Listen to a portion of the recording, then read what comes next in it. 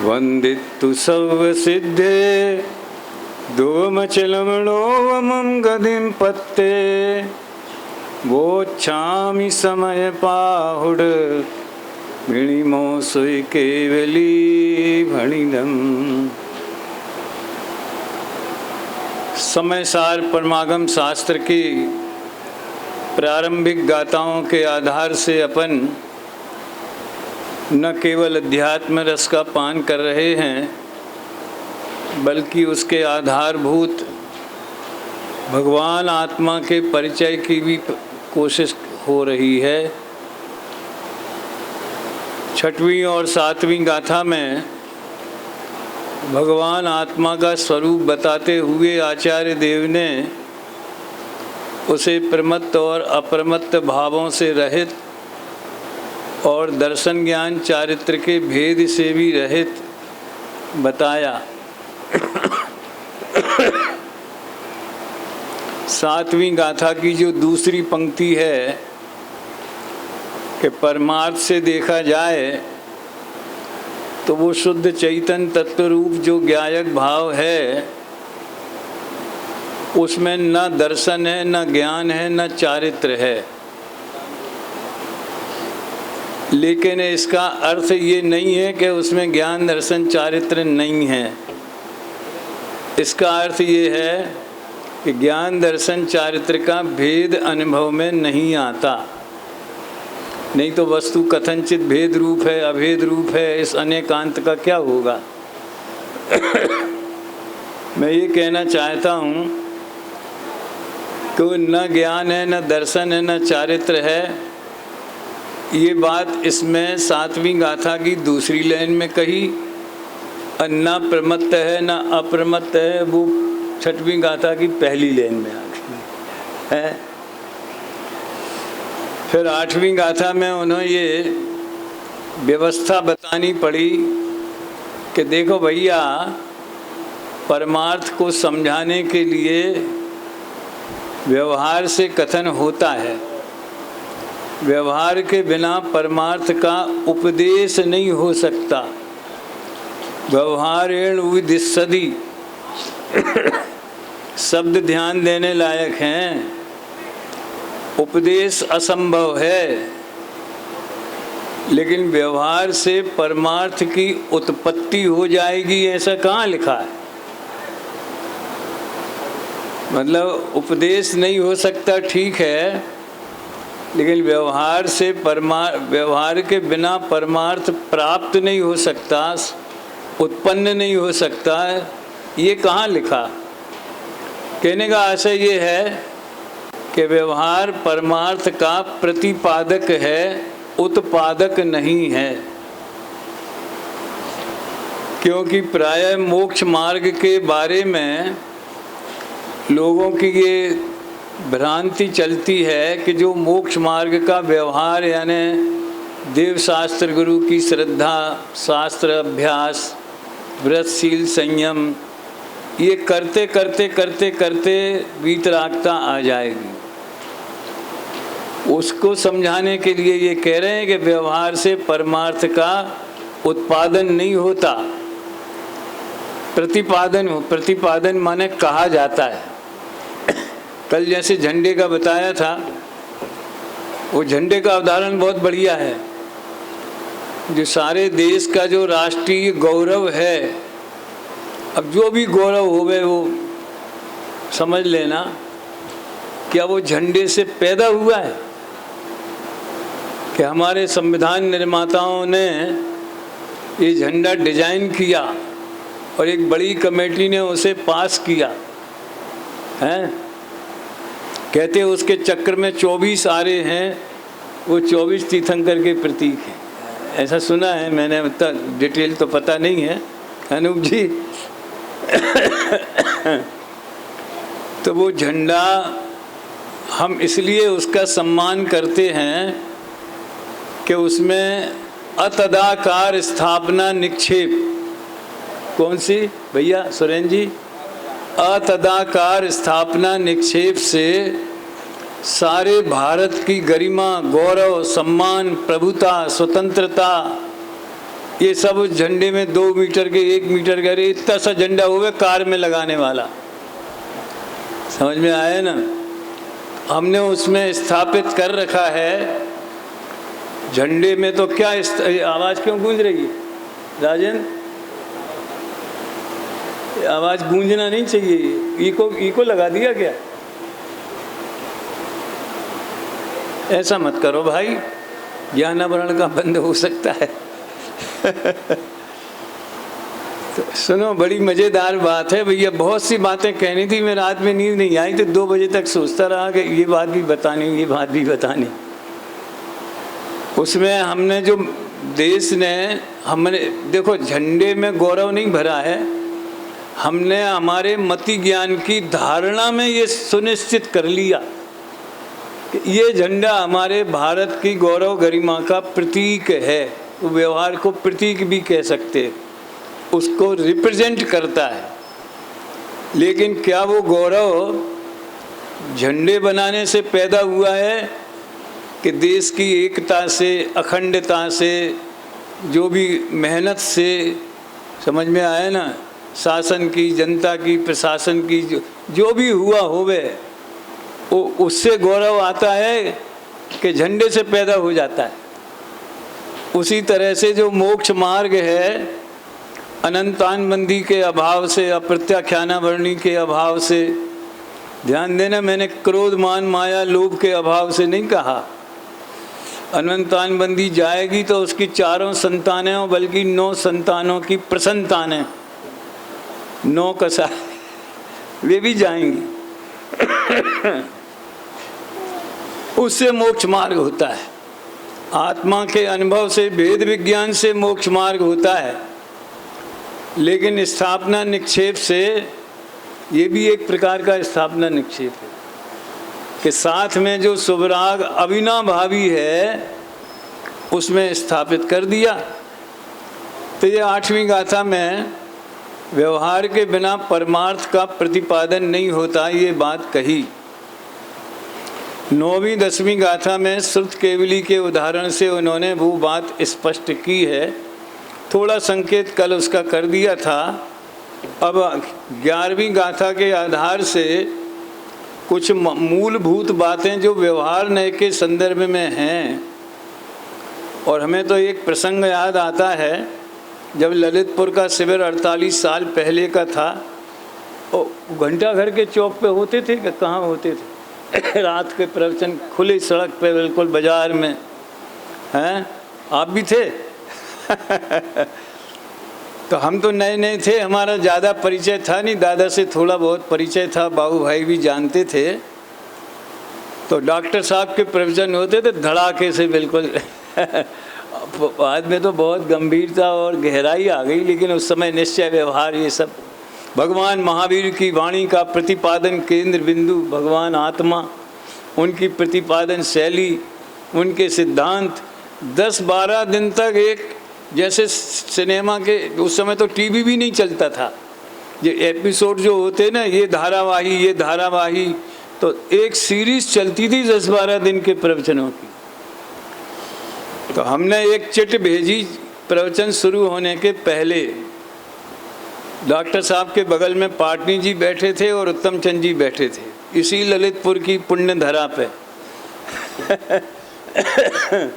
हमने लिखा कि देह और आत्मा को एक कहने वाला व्यवहार, आज वो दीदी नहीं दिख रही जो कल पूछ रही थी प्रश्न कुछ, हैं? देह और आत्मा को एक कहने वाला व्यवहार देह से आत्मा को भिन्न बताने वाले परमार्थ का प्रतिपादक कैसे हो सकता है? जब प्रतिपादन करना हो तो जैसी उसने कही वैसी तुम कहो, तो वो प्रतिपादन माना जाए। अब टीवी पे जो बहस होती है, तो एक राजनीतिक पार्टी का प्रवक्ता जो उसकी पार्टी की रीति नीति है उसके अनुकूल बोलेगा, तभी तो उसका प्रवक्ता कहा जाएगा। अब पार्टी की लाइन कुछ हो कि राम मंदिर जाना और वो कहेगा नहीं जाना, तो ये प्रतिपादन हुआ कि विरोध हुआ? तो निश्चय कहता है कि भगवान आत्मा और शरीर भिन्न हैं, और व्यवहार कहता है कि भगवान और आत्मा और शरीर एक हैं, तो जो विरोध हुआ कि प्रतिपादन हुआ? निश्चय और व्यवहार के विरोध में जगत भर मायो है। इधर बैठ सामने भाई। तो दूसरा हमने प्रश्न, उस तीन वाक्य थे उस प्रश्न में कि व्यवहार ने कहता है कि आत्मा में भेद है, ज्ञान है, दर्शन है, चारित्र है, गुण है, पर्याय है, उत्पाद व्यय है, ध्रुव। इतना लंबा तो नहीं लिखा था, भेद है। और निश्चय ने कहता है कि भेद नहीं है, तो ये भी विरोध हो गया, ये काय का प्रतिपादन हुआ। इसी तरह व्यवहार ने वो 3 बातें जो टोडरमल जी ने 252 पेज पे लिखी। व्यवहार ने कहता है कि व्रतशील, संयम आदि की जो क्रिया है अथवा शुभराग है वो मोक्ष मार्ग है, व्यवहार ने कहता है। अपन ऐसा बोलते हैं कि व्यवहार ने कहता है, उसको यूं समझना चाहिए कि ऐसा कहना व्यवहार है। निश्चय ने कहता है, कहता नहीं है, ऐसा जानना कहना वो निश्चय नहीं है। इस शैली से समझना चाहिए वो। लेकिन अब क्या करें, बोलने की भाषा ऐसी है। तो जो व्रतशील, संयम आदि देवशास्त्र गुरु की श्रद्धा, 7 तत्व की श्रद्धा, वो सम्यक्त है। और निश्चय ने कहेगा कि नहीं, ये जो शुभराग है वो तो आश्रव है, वो तो बंध का कारण है।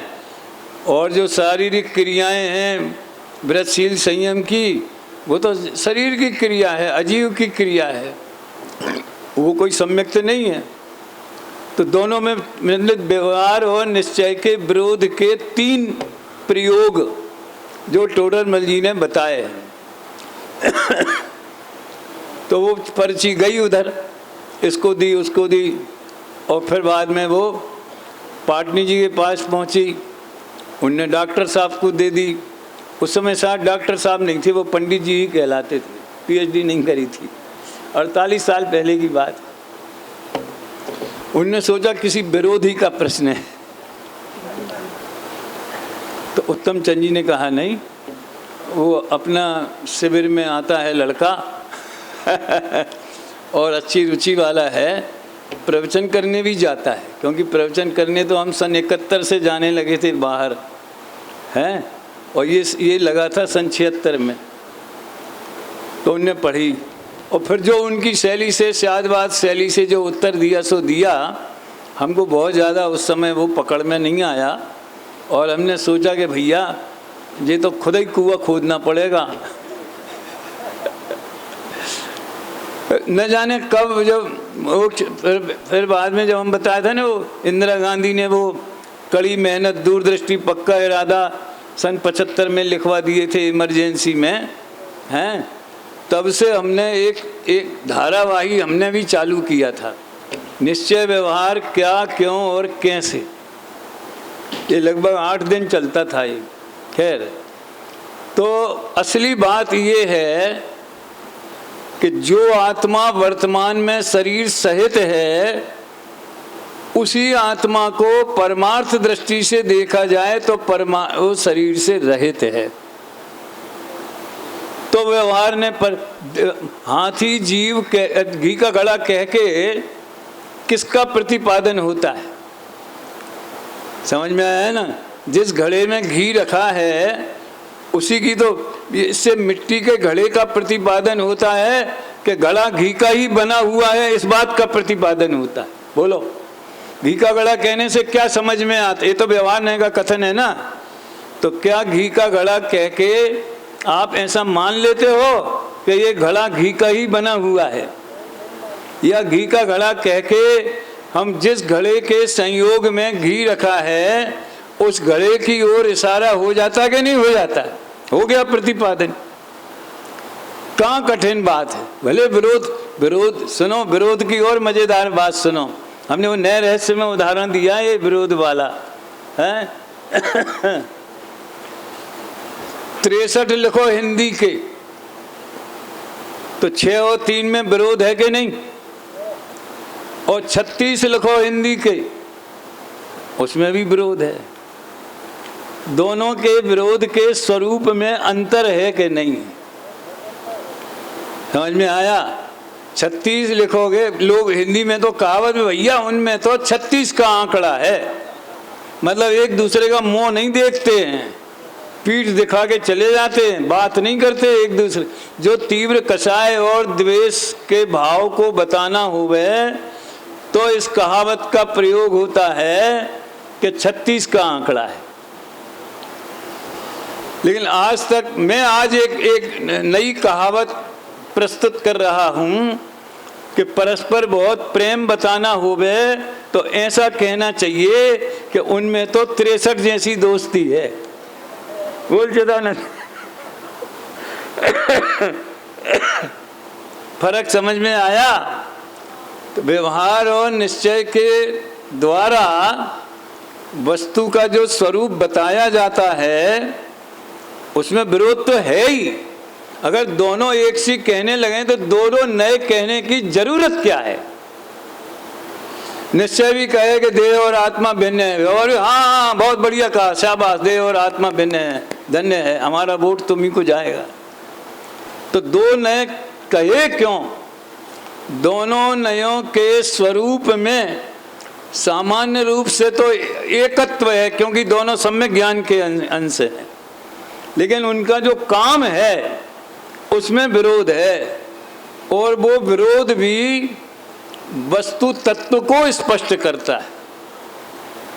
विषय तो कुछ 11वीं गाथा का ही है, समझ लो, अभी गाथा पढ़ेंगे। ग्राहक और दुकानदार के काम में विरोध है कि नहीं? ग्राहक खरीदता है, दुकानदार बेचता है, और दो भाई हैं, एक उधार बांटता है और एक उधार वसूलता है।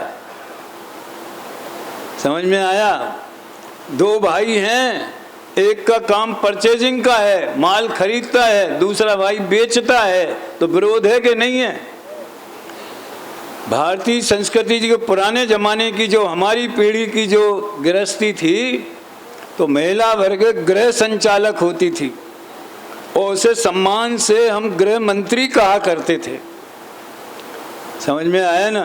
तो उनका काम है पुरुष द्वारा की गई कमाई को विवेक पूर्वक और अपनी चादर देख करके, सामर्थ्य देख करके खर्च करना। तो पुरुष कमा रहा है और महिलाएं खर्च कर रही हैं। ऐसे गृहस्थी चलती है? अरे ऐसे ही चलती है। कमा कमा के नोट धरे जाओ और घर में शक्कर नहीं है, घी नहीं है, आटा नहीं है, हम खर्च नहीं करते। हम तुम्हारी कमाई बर्बाद कैसे कर दें, हम तो संभाल के रखेंगे। तो बोलो गृहस्थी चलेगी? और वो कमाए नहीं, क्या फायदा कमाए से? तुम तो सब बाजार में दे आती हो दूसरों को। मतलब दोनों जरूरी है, ये बस इतनी बात समझ लेना, ज़्यादा उदाहरण देने की जरूरत नहीं है।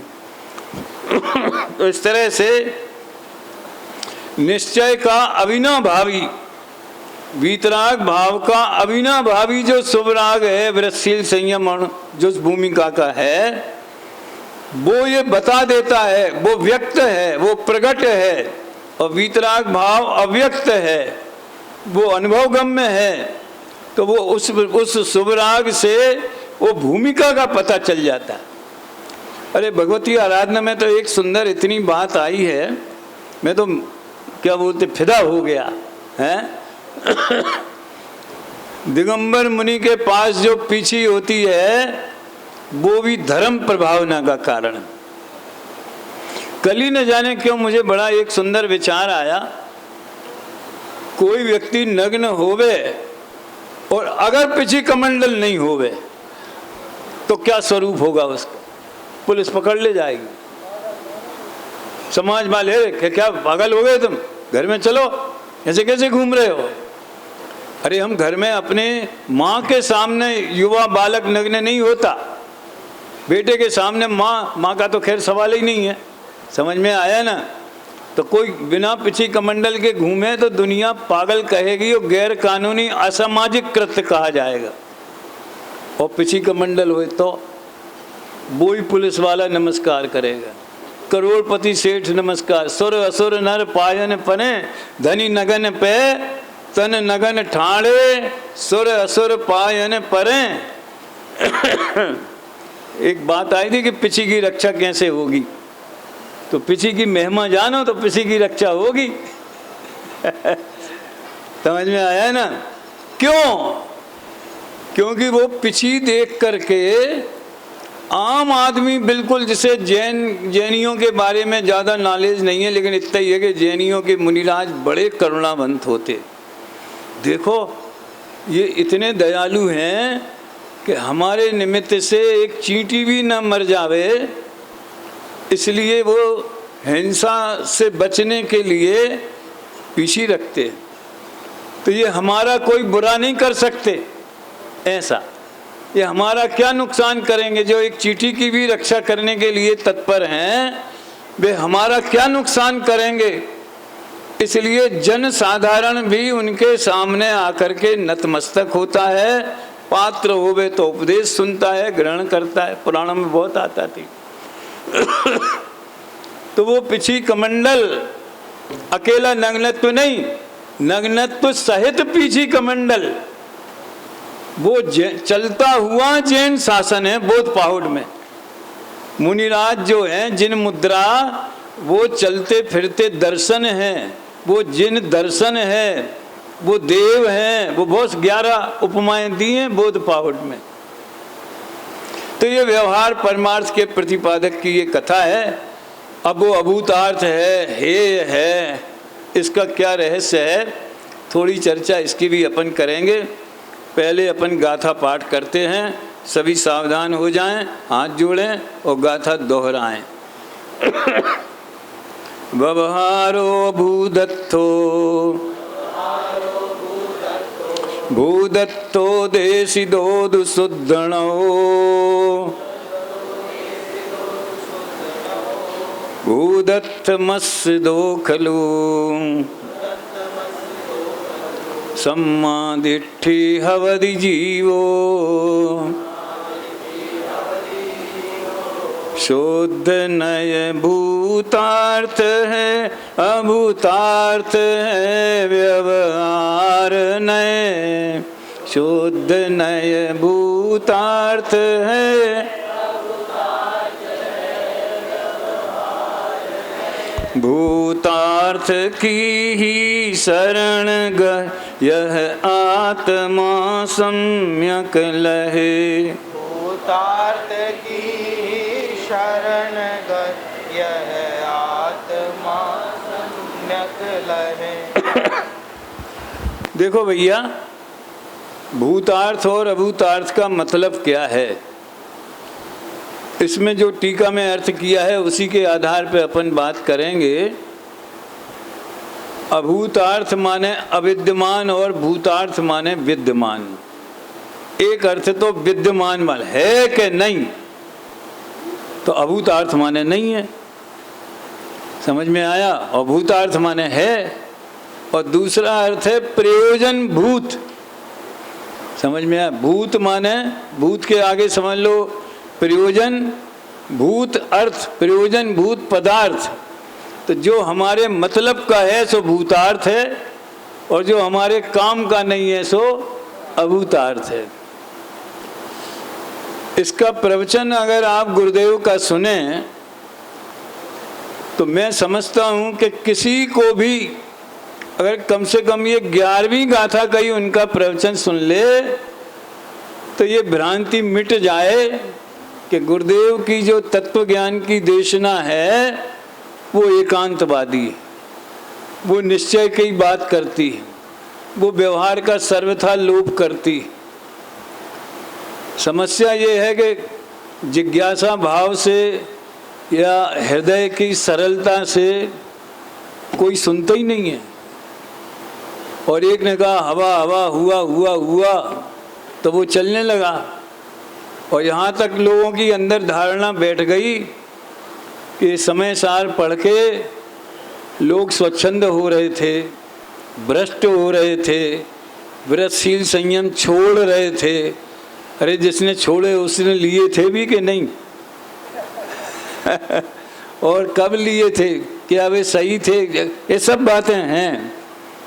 लेकिन अपन को तो पूज्य गुरुदेव ने जो रहस्य उद्घाटन किया है बार बार मुझे ये कहने का विचार आता है, पर्सनल भी लोगों से मैं कहता हूँ, प्रेरित करता हूँ, ये जो 9000 प्रवचन हमारे सामने उपलब्ध हैं, एक एक प्रवचन का जो मूल्य है चक्रवर्ती की संपदा से भी अधिक कीमती निधि हमारे पास है। अब जो उसका जो स्वाद लेवे सो जाने, इसलिए तो मैं सबको कहता हूँ कि ज़्यादा नहीं तो कम से कम आधा घंटा रोज आना। अब वो अपनी शैली नहीं है कि हाथ उठाओ, संकल्प करो, ये करो, वो करो। वो तो जिसको जच जाएगी वो बिना ही हाथ उठाए सुनेगा। सुनते भी होंगे बहुत से लोग मेरी ख्याल से। और पहले तो ये समस्या थी कि गुजराती है, कहीं आवाज़ साफ नहीं है, कहीं ये प्रॉब्लम है। अब तो हमारे जो साधर्मी हैं उन्हें भी याद करना उचित है इस प्रसंग में। जो अपना कौन सा है वो पारलागट कुन कहान पारमार्थिक ट्रस्ट जो है निमिष भाई अनंत भाई का, वर्षों से प्रयास कर रहे हैं। जब हम छिंदवाड़ा में थे, अब 20 साल तो हमें देवलाली आए हो गए, 6 साल वहाँ रहे, तो 26 साल से तो हम देख रहे हैं उनके प्रयास को। सबसे पहले जो छोटी छोटी कैसेट 1 घंटे वाली थी उसको उन्होंने CD में कन्वर्ट किया। फिर वो MP3 जिसमें एक CD में 50, एक डिस्क में 50, वो सब जगह पहुंचाई। उनको चलाने के लिए जगह जगह CD प्लेयर या कंप्यूटर भी दिए। फिर भी उन्होंने सर्वेक्षण कराया कि लोगों ने ले तो लिए लेकिन वो चलते नहीं। साहब आवाज़ समझ में नहीं आती, लोगों को टाइम नहीं है, ये नहीं, दुनिया भर की बात है, मूल तो प्रमाद। फिर उन्होंने आज समझ लो उसका लिखा हुआ आता है, गुजराती में बोल रहे हैं और हिंदी में आप देख लो पर्दे पे, स्क्रीन पे।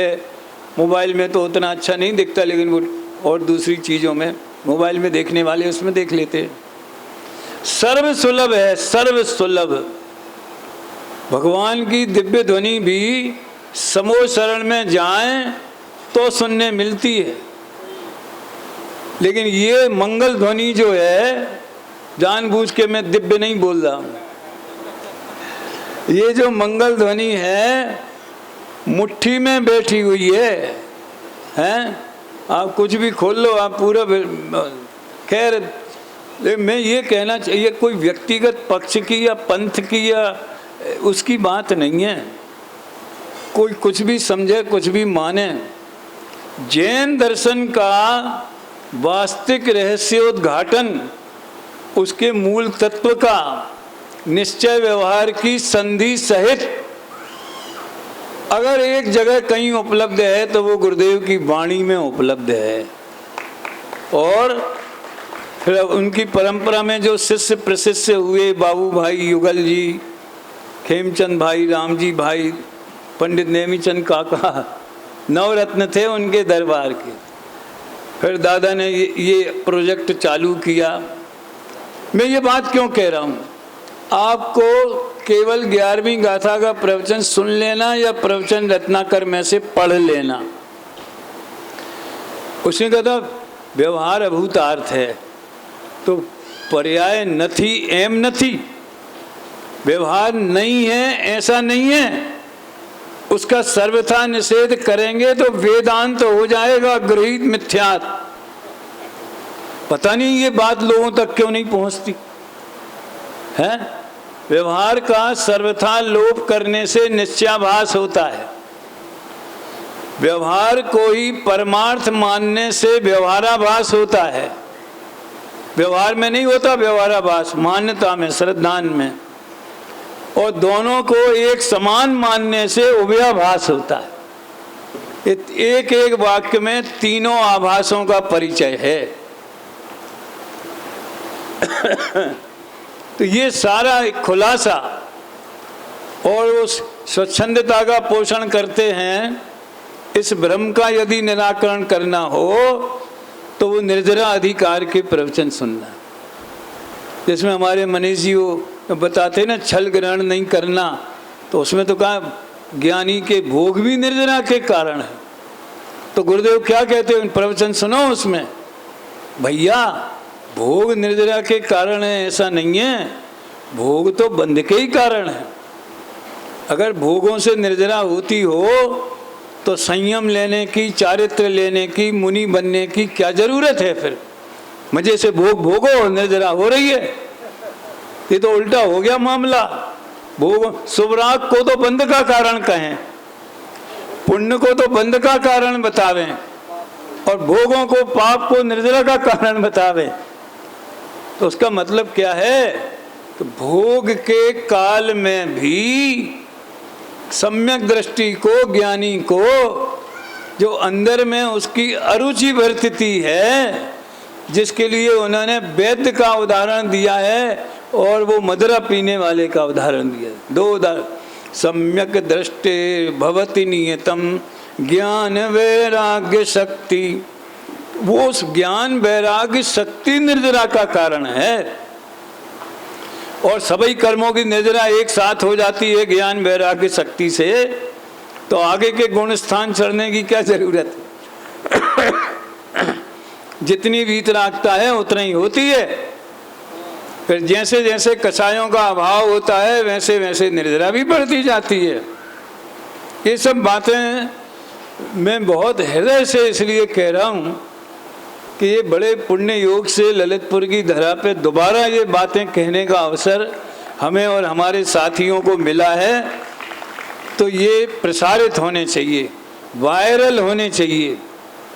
किसी ने भावुकतावश अपनी व्यक्तिगत बात कोई कह दी होवे, समझ में आया कि भाई हमारी भूमिका ऐसी नहीं है या हमारे ऐसा है वैसा है, वो चीज़ें वायरल करने लायक नहीं है, वो प्रेरणादायक नहीं है, वो फॉलो करने लायक नहीं है। ये चीज़ वायरल करने लायक है, पिछी कमंडल की महिमा वायरल करने लायक है। समझ में आया? स्वामी जी के प्रवचनों में निश्चय व्यवहार का जो संतुलन है वो जगह जगह फैलाने लायक है, जिस किसी भी साधन से। तो ये व्यवहार अभूतार्थ है और शुद्ध न भूतार्थ है। इसका मतलब क्या है? इसमें एक उदाहरण दिया है, और यूँ समझ लो, जो बरसात के दिनों में नदी में भी पानी मैला हो जाता है, फिर नगर निगम के पानी मानो फिल्टर नहीं हो पाया तो वो भी मैला हुआ आता है। हमारे यहाँ तो फिल्टर होवे देवलाली में, तो भी उसमें क्षार बहुत है, चूना, तो नल जम जाते, समझ में आए ना, और उनकी धारा पतली हो जाती है, तो वो मैला पानी आता है। तो पानी मैला है, ये बात सत्य है कि असत्य है?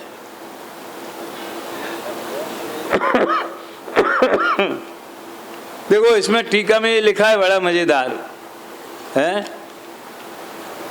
प्रबल कीचड़ के मिलने से आच्छादित है निर्मल स्वभाव जिसका, ऐसे समल जल का अनुभव करने वाले जल और कीचड़ के विवेक से रहित अधिकांश लोग तो उस जल को मलिन ही अनुभव करते हैं। यानी मैला है ये बात संयोग अपेक्षा सत्य है, लेकिन पानी सचमुच में पानी का स्वभाव मैला हो जावे तो उसमें फिटकरी डाल के या फिल्टर करके उसे निर्मल कोई क्यों बनाएगा? अरे जो कपड़ा समझ लीजिए सफ़ेद है और उसमें कोई धूल लग गई, कोई मैल लग गया, तो आजकल वो आता है ना, दाग अच्छे हैं है, तो कोई 10 रुपए में बढ़िया आपका शर्ट चमका के दे देंगे, वो उसमें फिल्म में, सच्ची में नहीं। तो बोलो आप है ये बात सही है, लेकिन स्वभाव में नहीं है, ये बात उससे ज्यादा सही है। पानी मैला है ये बात क्षणिक सत्य है, और वो मैल पानी का स्वभाव नहीं है, ये त्रैकालिक सत्य है। तो जो भेद ज्ञान जिसको नहीं है कि भैया मैला है तो जरूर, लेकिन उसे पानी का स्वभाव नहीं है, इसलिए वो दूर हो सकता है। समझ में आया? तो पानी को मैला कहना स्वभाव दृष्टि से कहो तो अभूतार्थ है और पर्याय दृष्टि से कहो तो भूतार्थ है। कहाँ गया सत्येंद्र? नहीं है आज, कहीं बाहर गया। वो कब बोल रहे थे कमरे पे कि व्यवहार से भी व्यवहार तो भूतार्थ ही है। गजब यार। व्यवहार को व्यवहार प्रधान दृष्टि से देखो तो बात सच्ची है, सर्वथा असत्य नहीं है। सर्वथा असत्य मानेंगे तो निश्चयाभास हो जाएगा। पर्याय में राग द्वेष है ही नहीं, या पर्याय होते ही नहीं है, वो तो एक ब्रह्म है बस। तो वेदांत का ग्रहित मिथ्यात्व का प्रसंग आएगा। और ये निश्चयाभास, व्यवहाराभास, अव्ययाभास, ये भी सब ग्रहित मिथ्यात्व के ही भेद हैं। ये आश्चर्य होता, 7वें अधिकार में ग्रहित मिथ्यात्व। अरे अनादिकाल का कोई निश्चयाभासी होता कि नया ग्रहण करता है? जो कुगुरु कुदेव कुधर्म सेव पोसे चिर दर्शन। और सामने तो कुगुरु कुदेव है नहीं, अभिप्राय में बैठे हुए, मान्यता में बैठे हुए। शास्त्र का अर्थ गलत समझा तो वो कुशास्त्र नहीं हो गया उसके लिए। नए चक्र में एक बात आती है, सुनय के ज्ञान बिना सम्यक श्रुति भी मिथ्या हो जाता है। गजब है। तो यही हो गया निश्चयाभास, व्यवहाराभास, अव्ययाभास से। स्वभाव दृष्टि से देखो तो उसमें स्वभाव में मेल है ही नहीं। देखो इसमें जो प्राकृत में जो लिखा है व्यवहारो भूदत्थो, वो एस लगा के आ लिखते हैं ना, वो प्राकृत में नहीं लिखा। कहीं कहीं शायद वो भी लिखा हो। प्राकृत में एस होता कि नहीं मुझे पता नहीं। संस्कृत छाया में लेकिन एस लगा हुआ है। व्यवहारो तो आ का भी साइलेंट उच्चारण हो जाता है। व्यवहारो अभूदत्थो, आ पूरा नहीं बोला, आधा आ बोलना बड़ा कठिन है। आधा का तो बोल सकते हो वक्त, लेकिन उसके ऊपर पहले आगे पीछे भी कोई शब्द होने चाहिए वजनदार, तो वो आधा उच्चारण सही होगा। समझ में? सम्यक, तो यहाँ के बाद में जो का बोला वो आधा हो गया ना, हैं? लेकिन आ आधा बोल के देखो, कोशिश करो। तो व्यवहारो अभूदत्थो, भूदत्थो देसी दोदु सुदृढ़ हो। जैसे नाचार्य ने इसका ऐसा अर्थ किया है, व्यवहारो अभूदत्थो भूदत्थो। जैसे नाचार्य की टीका में तो व्यवहार अभूतार्थ है और भूतार्थ भी है। बस यही बात है कि संयोग दृष्टि से भूतार्थ है, स्वभाव दृष्टि से अभूतार्थ है। उसमें ज़्यादा विरोध, जिसमें वो विरोध की बात में कह रहा था ना, तो अमृतचंद्र आचार्य ने विरोध स्वीकार किया और स्यादवाद से विरोध मिट जाता है, ये बता दिया। कौन सा कलश है? कौन सा कलश है? किसी को मालूम है? चौथा, उभय नए विरोध ध्वंसनी स्यात् पदांके, जिन वचसी रमनते ये स्वयं वांत मोहा। कल यही कहा था अपन ने निर्माणी स्थिति में। तम परम ज्योतिरुच्च, ऐसा है क्या है? सपदि समय सारम। आप कह सकते हो कि भाई सुनो सुनो ध्यान से, ये कठिन बातें नहीं है। विरोध और अविरोध भी समझा रहे हैं ना, काय का कठिन है इसमें? गृहस्थी में विरोध और अविरोध दोनों है, दुकानदारी में विरोध और अविरोध दोनों से, लोकतंत्र में विरोध और अविरोध दोनों होना चाहिए। नेहरू जी और अटल जी के जमाने की ये बातें बीच में इसलिए लाता हूँ कि लोगों की नींद खुल जाए थोड़ी। अभी तो 4 तारीख आने वाली है। 4 तारीख की झलक आज शाम से ही देख लेना कितने मोबाइल चलेंगे। आज शाम से ही 5 बजे के बाद हैं। तो इसलिए कहता हूँ कि आप लोग सब संपर्क में तो रहते ही हैं। अब माताएं बहनें कितनी रहती हैं पता नहीं, लेकिन नई पीढ़ी तो रहती है। अटल जी के ज़माने में, नेहरू जी के ज़माने में जो भारतीय संसद थी उसमें 63 जैसा विरोध था। आज की संसद में 36 जैसा विरोध हो गया था। अब आगे की कैसी होगी पता नहीं। 40 मिलेगी कि 50 मिलेंगी। थोड़ा कहा बहुत समझना। सुनो आपको बात, मनमोहन सिंह जी के ज़माने में उन्हें विदेश में एक बहुत बड़ा मीटिंग या कोई सम्मेलन होना था अंतर्राष्ट्रीय, और अटल जी विरोध मनमोहन जी की बात है शायद, उन्होंने अटल जी को कहा, जबकि वे विरोधी दल के नेता थे, भारत का प्रतिनिधि आप करोगे। ये बात है इतिहास में बहुत आती है, टीवी पे अखबारों में चाहे जब आती। सोचो, एक राजनीतिक दल का नेता विरोधी दल के नेता से ये कह रहा है कि इस काम में आपसे ज़्यादा योग्य व्यक्ति हमें दूसरा नहीं दिखता है। ये 63 वाली संसद का उदाहरण है। एक और उदाहरण इंदिरा जी के ज़माने का, इमरजेंसी लगा दी, उसको भूल जाओ तो क्षणिक गलती हो गई, कोई बात नहीं है, लेकिन उनने कहा था अनुशासनहीनता अब दोबारा कभी नहीं आएगी, और दुर्भाग्य से वह आ गई। ऐसा हुआ था जब बांग्लादेश उस समय पाकिस्तान में था, और वहाँ के कितने लाखों नागरिक हमारे देश में आ गए थे, तो उनकी व्यवस्था के लिए कार्यकर्ताओं की ज़रूरत थी।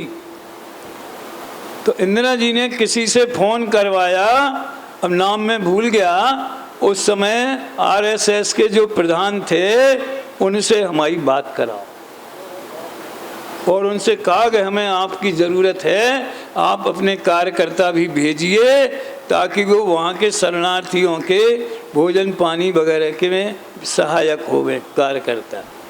वो भी 63 वाली संसद थी। समझ में आया? तो उभय ने विरोध स्यात्, बात क्या कहता है, सामने वाला जो कहता है उसको उसकी अपेक्षा से देखो, और उसकी ड्यूटी है वो हमारी बात को हमारी अपेक्षा से देखे। पर्याय तरफ से कोई बात कही जाए उसको पर्यायार्थिक नय से देखो, द्रव्यार्थिक नय से कोई बात कही जाए उसको अपेक्षा लगाने से सब बात समझ में आ जाती है, कोई विरोध भाषित नहीं होता। अब ये व्यवहार निश्चय में कैसे लगेगा? बस यही, आत्मा शुद्ध है कि अशुद्ध है। समझ में आया? देखो, स्यादवाद वाला जवाब तो ये है आगम शैली का, और ये प्रवचन सार की 114वीं का था। पर्याय मोह राग द्वेष है ही नहीं, तो ये एक्सरसाइज करने की क्या जरूरत है कि स्वाध्याय करो, तत्व निर्णय करो, स्वावलंबन करो, पर से दृष्टि हटाओ, क्या जरूरत है? बंध तो है ही नहीं आत्मा में, न बंध है न मोक्ष है, इससे बढ़िया हो क्या हो सकता है? तो जो संसार में घूम रहे हैं ये क्या है? ये सपना है? अच्छा, ये संसार सपना है कि सत्य है? रात में आपने सपना देखा कि मुझे प्रधानमंत्री बना दिया गया है और इस मंच पे मेरा सम्मान हो रहा है, मैंने देखा, वो सपना है कि सत्य है? शायद बोलता है कि वो सपना देखा और उस काल में अव्यक्त रूप से हम खुश भी हुए, इतने में जो सामने वाले ने जगा दिया। तुम 2 मिनट लेट नहीं हो सकते इसे जगाने में, कम से कम प्रतिज्ञा तो ले लेन देते राष्ट्रपति भवन में। तो उनने कह दी कि फिर से सो जाओ और सपने को आगे बढ़ाओ और प्रतिज्ञा भी ले लो। सपना सपना है, ये बात सत्य है कि असत्य है? क्या पूछा? सपना सपना है, ये बात सत्य है कि असत्य है? प्रमोद जी, सपना सपना है, ये बात सत्य है, लेकिन सपने में जो देखा गया वो असत्य है। ऐसे व्यवहार भूतार्थ है कि अभूतार्थ है? तो किसी को ऐसा लगे कि वो तो जैसेनाचार्य ने लिखा है उसको भूतार्थ। आप गुरुदेव के प्रवचन सुनेंगे तो जहाँ जहाँ अमृत चंद्र आचार्य से अलग दृष्टिकोण जैसेनाचार्य का है, गुरुदेव जरूर उसको याद करेंगे। मैं तो अब बहुत संयम रखता हूँ जब गुरुदेव की बात आती है, समय हो रहा है आपने कभी सुना होगा जब पंच कल्याणक में वो होता है ना दिव्य ध्वनि प्रसारण, क्यों चिदानंद, और उसके बाद में मेरे से सचमुच में रहा नहीं जाता। वो भले हमारे प्रोग्राम में शेड्यूल में हो चाहे ना हो, लेकिन मैं तो माइक पकड़ लेता। कोई आपको दिव्य ध्वनि कैसी होती होगी इसका सैंपल देखना होवे तो 5 मिनट गुरुदेव का व्याख्यान सुन लो, ऐसी होती होगी। वो ही है, ऐसा नहीं कह रहा मैं, इसलिए तो मैंने मंगल ध्वनि कहा था। हैं कहाँ छद्मस्त की वाणी, कहाँ केवली की वाणी, वो तुलना करना बहुत बड़े साहस की बात है। लेकिन जैसे भव्य जीवों को दिव्य ध्वनि सुनने से अपनी अपनी योग्यतानुसार तत्व का ग्रहण होता है, वैसे गहराई, गंभीरता, आनंद, नयों का संतुलन, यानी सब चीज़ उसमें है। वो विटामिन मल्टीपर्पज़ जो विटामिन होते हैं ना, जैसे एक गोली जिसमें बहुत सारे विटामिन होते हैं। मैं एक बात कहता हूँ, गुरुदेव का प्रवचन माने चक्रवर्ती के यहाँ किमिच्छित दान होवे। कैसा होता किमिच्छित दान? कि जो याचक जो आवे उसको जो मांगे सो देना, चक्रवर्ती का भंडार। कोई पहली दिन प्रवचन में आया तो उसको नरियल का उदाहरण मिल जाएगा, वो जटा अलग है, वो नरेठी अलग है, वो लाल छाल अलग है, अंदर का सफ़ेद गोला वो असली नरियल है, ऐसे अंदर चैतन्य स्वभाव वो असली भगवान आत्मा है, स्वभाव भाव ये लाल छाल है, शरीर है वो नरेठी बोलते ना, हैं कांचली वो लोग बोलते।